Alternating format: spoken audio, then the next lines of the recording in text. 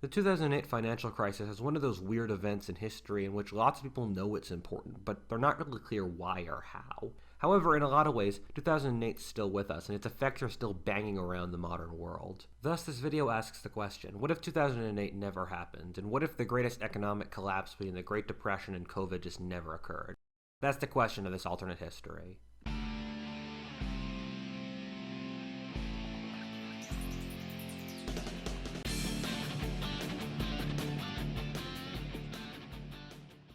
I love being a YouTuber, but I know it's really hard from experience to get involved in the digital economy. This is where our sponsor Squarespace comes in.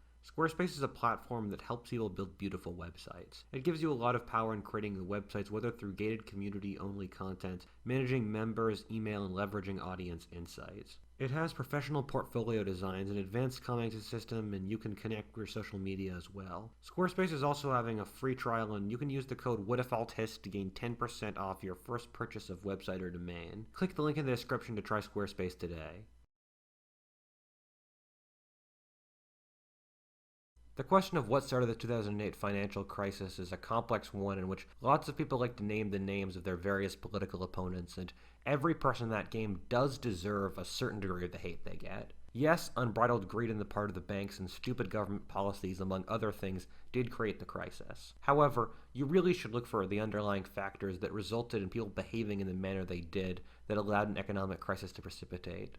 The basic driving factor behind the 2008 financial crash was that there was too much capital in the global economy for its own good. Part of this was because the global boomer generation's kids had left the home, meaning the boomers had extra capital to invest rather than spend it on them. The second biggest reason is that the American and other Western publics expected their standard of living to keep growing, as it had for more than a century. However, starting in 1970, due to a series of complex factors including deindustrialization, immigration, population growth, etc., inflation-adjusted earnings stagnated for the American people, alongside for the citizens of more than half of the nations in Europe. People borrowed so that they could spend as if they were living better lives than their parents, which they were not. This is the origin of the myth that the 2008 financial crisis never ended. It actually did around 2011 in the US, but standard of living did not return to the 2006 level because that was an illusion created entirely by debt. The current crappy modern standard of living is where it always should have been, but no one in power had the guts to say it.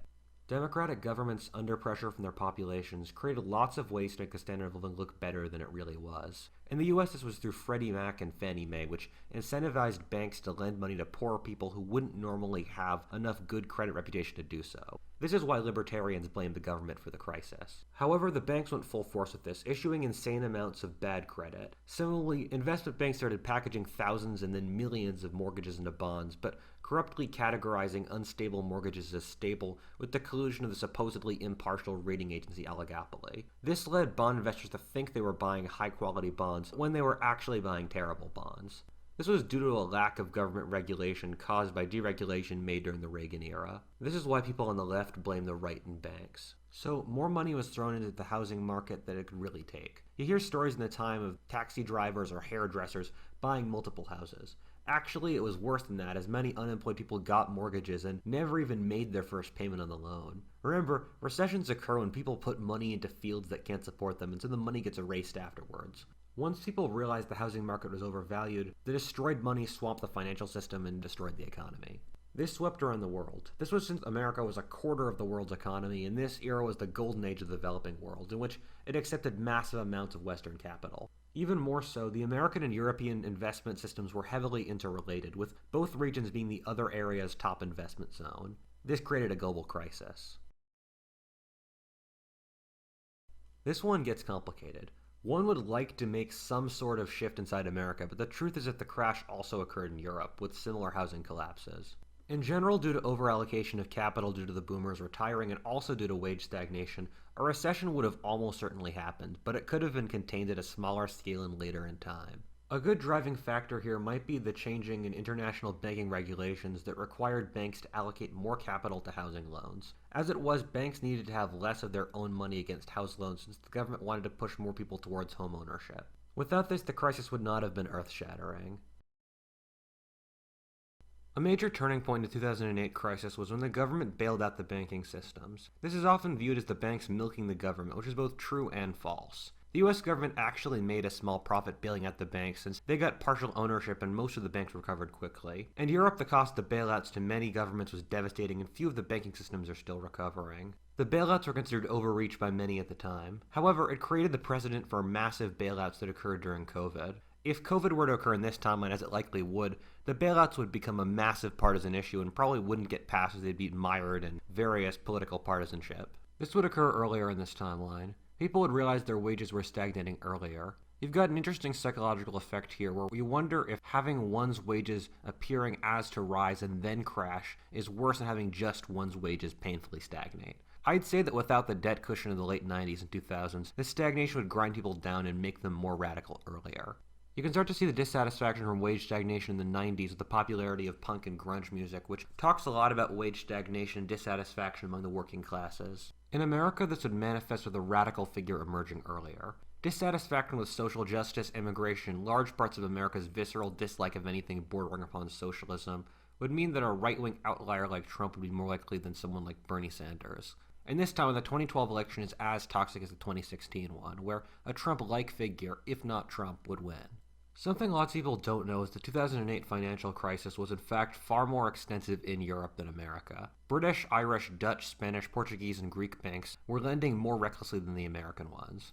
The Americans bailed out the Europeans with short-term loans to buy the Europeans time so the Europeans could bail out their own banks. This is something that really doesn't get mentioned a lot since the Europeans don't want to look bad for screwing up and conservative Americans under Bush didn't want to look profligate for bailing out foreign governments. What ended up occurring in Europe is that the eurozone crisis is just an extension of the 2008 financial one. Wealthy Northwestern European nations invested in developing Southern and Eastern European ones. When the economy collapsed, Northern Europe was mostly unscathed, while the South and the East faced immense difficulties.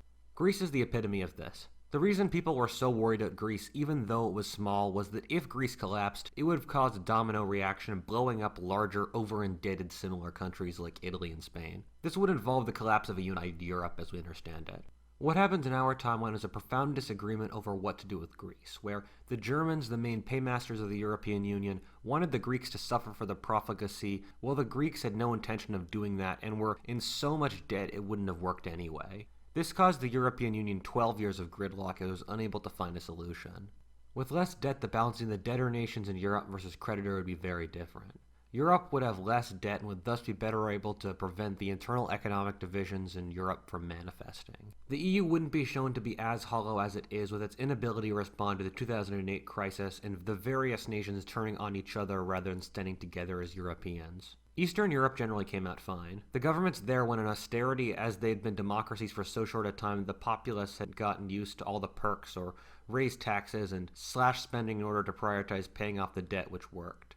However, a paradigm shift occurred in that Ukraine went bankrupt. Before then, the US was courting Ukraine to join NATO. However, Ukraine stopped working once they could stop borrowing a lot of debt. And after the 2008 financial crisis, it delayed the process of them trying to join the Western bloc of NATO, and this combined with a stronger EU would make Russia worried. Russia would worry that the Western powers were getting dangerously close to their motherland, which would result in them launching a coup in Ukraine, turning the whole country into a puppet. This would provoke a stronger Western verbal reaction, but the West still lacked the aggression to do anything directly aggressive in retaliation. A more coherent European Union would have prevented Brexit. Remember how close Brexit was, and so imagine how the optics of a more functional EU would have changed things. Another thing to consider is that if Europe had right-wing partisans earlier, they would have turned against immigration before the large wave of immigration from the Middle East occurred, and dramatically reducing the amount of non-white people in Europe. Another final thing to consider is the US Federal Reserve, which produces the basic currency of international trade, kept interest rates or the cost of lending artificially low for a very long time after the 2008 financial crisis in order to help kickstart the economy. This strangely helped the Third World a tremendous amount, as places like Brazil, Indonesia, and Malaysia were able to get cheap capital for their economies. In total, it's interesting to see how much the events of the last 13 years are dependent upon the 2008 financial crash. However, one wonders how the effects of it will reverberate even further into the future. Perhaps these sort of things will rattle down history and break nations or religions in the next couple hundred years.